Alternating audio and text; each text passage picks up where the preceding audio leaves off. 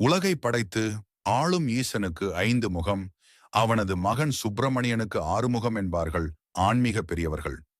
உலகை படைத்த சிவபெருமானுக்கு மட்டுமல்ல, வேறு எந்த தெய்வத்திற்கும் இல்லாத வகையில் முருகப்பெருமானுக்கு 6 முகங்கள் உள்ளன. இந்த 6 முகமும் ஒவ்வொரு குணங்களை, தத்துவங்களையும் நமக்கு உணர்த்தக்கூடியவையாகும். தன்னுடைய பக்தர்களுக்கு அருள் செய்வதற்காகவும் அவர்களை காப்பதற்காகவும் தான் முருகப்பெருமானுக்கு 6 முகங்கள், 12 கைகள், 12 கண்கள் இருப்பதாக ஆன்மீக பெரியோர்கள் கூறுவதுண்டு. 6 முகங்களுக்கும் தனித்தனியான பெயர்கள் உள்ளன. இவற்றில் 6வது முகம் மிகவும் விசேஷமானதாகும். மற்ற தெய்வங்கள் தன்னை தேடி வரும் பக்தர்களுக்கு செய்யக்கூடியவை.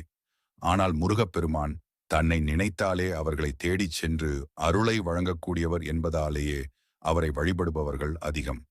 முதல் முகம் சத்யுஜாதக முகம், உண்மையாக இயக்க வேண்டும். உள்ளத்தில் எப்படியே அதே குணத்துடன் உண்மையாக இருக்க வேண்டும். 2ஆம் முகம் வாமதேவ முகம், காக்கும் கடவுளான மகாவிஷ்ணுவின் அம்சம். 3ஆம் முகம் அகூர் முகம், சூரபத்மனை வதம் செய்த முகம்.